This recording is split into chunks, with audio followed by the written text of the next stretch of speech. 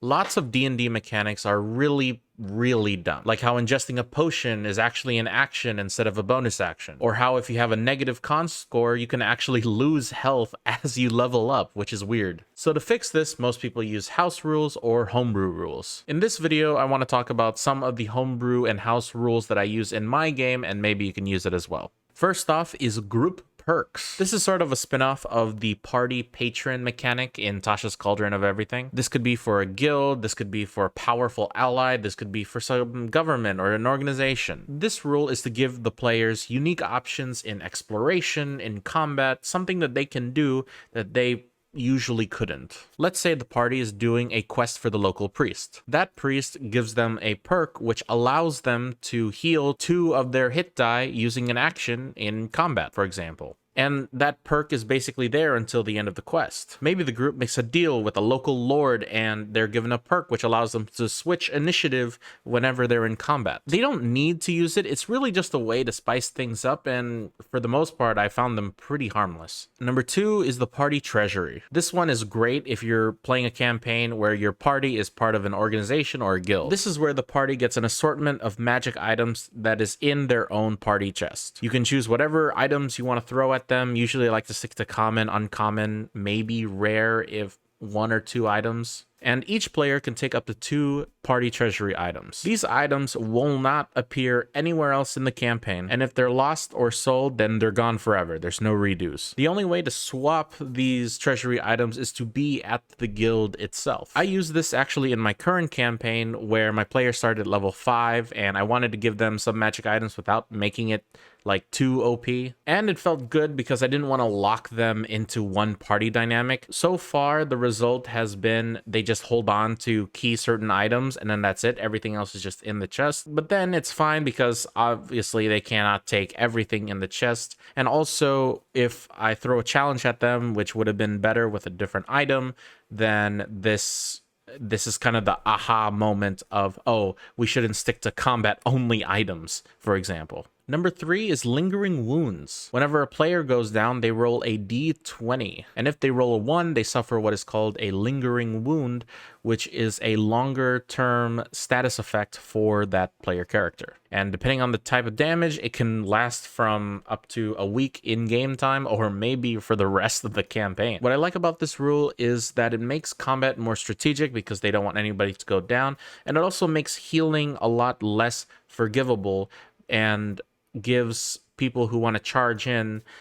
something bigger to think about. Honestly, I did this because my players never feared dying because they always have a healer or a bunch of half healers for some reason. It's harder to pull off in the higher levels because players don't go down as much, but in the lower levels, it's been a blast to mess around with their lingering wounds. Number 4 is high ground, and this is a tactic I actually got from playing Divinity 2, and basically it means that if you are making an attack against a creature of your size or smaller from a higher vantage point, that means you have advantage on the attack. And I can see this being really OP in the early levels, especially if any of the player races have flying or if any of them needs advantages for their abilities like a rogue, for example. But remember, if the players have it, the enemies do too. So I'll create maps with different heights and different types of cover and all that jazz, and maybe even give the enemies a hovering ability or a flying ability or make them bigger.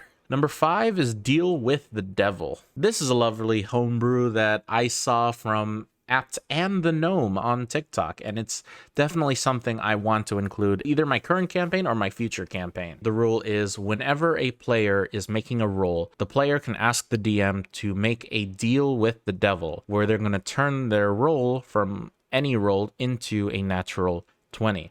However, in the future, for that player character, the DM can make any roll that they make from a natural 20 into a natural 1. I love this rule because I'm just imagining all the chaos that my players will encounter. Imagine a player making death saving throws and I make it into a natural 1.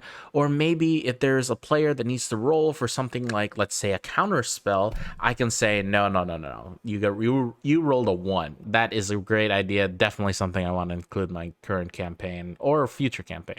We'll see. So number 6 is that +1 weapons, +2, +3, whatever, plus whatever weapons that they have, they are not considered as magical weapons. For me, it doesn't make sense that masons or smiths across the world that travel to hone their craft, whatever, to make a +1, +2, +3 weapon, and it's just considered magical. It doesn't really make sense to me.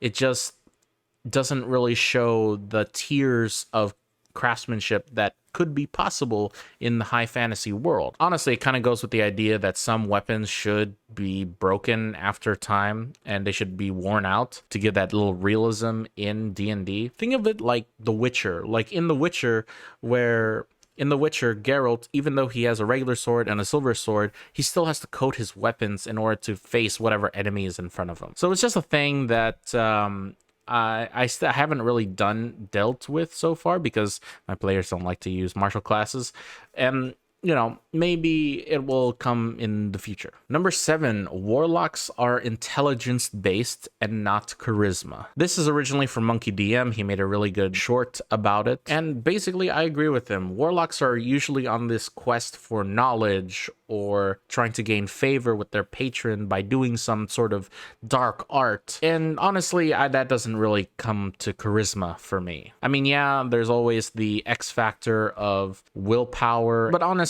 I do think that Warlock shouldn't be considered the face of the group like a bard or a paladin, for example. And also in vanilla 5e, before artificers, wizards were pretty much the only intelligence-based class in D&D, which kind of makes them lonely. And charisma already has bards, paladins. I don't see a big problem switching. And honestly, stat-wise, it shouldn't really make much of a difference. Number 8 is that spell slots no longer have an economy. And this is another homebrew rule that I picked up from @AnTheGnome. And basically, spell slots don't represent the number of spells you can cast. Spell slots actually represent the number of spells that you can cast safely. So if you run out of spell slots at a high level, you can still cast spells at that level, but you have to roll to see if it goes off or not. In the small possibility that the spell can go wrong, you roll on a table and a lot of shenanigans happen. I like this because 1, it's chaotic, and 2, it really has the opportunity to create drama in what is already a tense situation.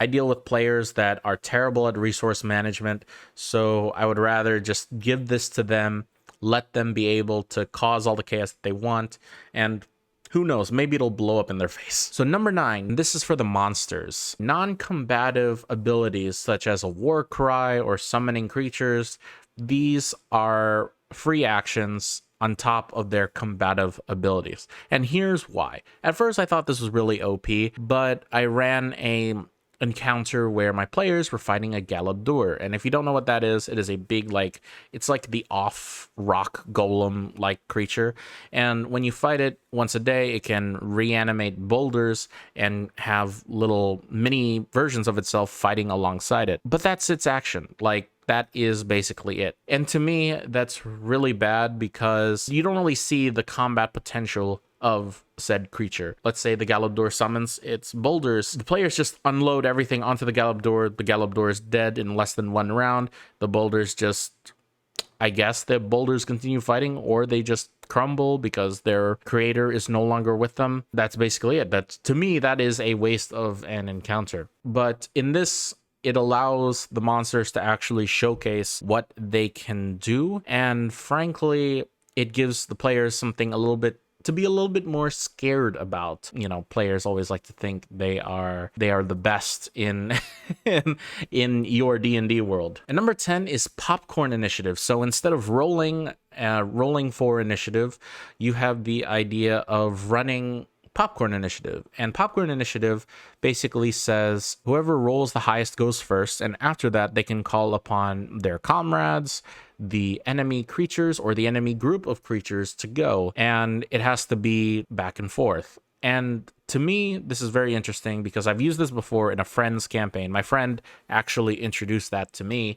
and I liked it because it encouraged spontaneous strategy, quick thinking, and you only have like 15 to 20 seconds to give an answer. So it makes you really want to pay attention to what's happening on the battlefield. Maybe you can create some sort of player combos, some wombo combos that can really throw off the monsters that you're fighting. There are some because there are some abilities that end on let's say the start of a player's turn or the end of a player's turn. I can definitely tell that it could be really abused because the players can just stack all of their turns in between, so the creature never gets another turn.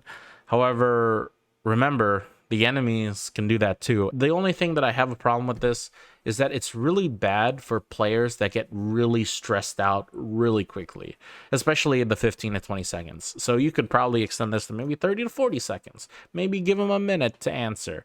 But overall, I think it's a good way to spice things up, and especially sometimes you just don't want to roll. And that's it for this video. 10 DM house rules or D&D homebrew that I have used or am going to use in my current campaign. Let me know if you enjoyed this. Please let me know in the comments down below. What are some of your favorite homebrew rules that you do?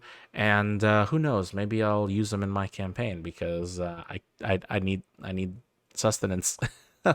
But anyways, thank you guys so much for watching this video. I hope you enjoy the rest of your day, and I will see you in the next video.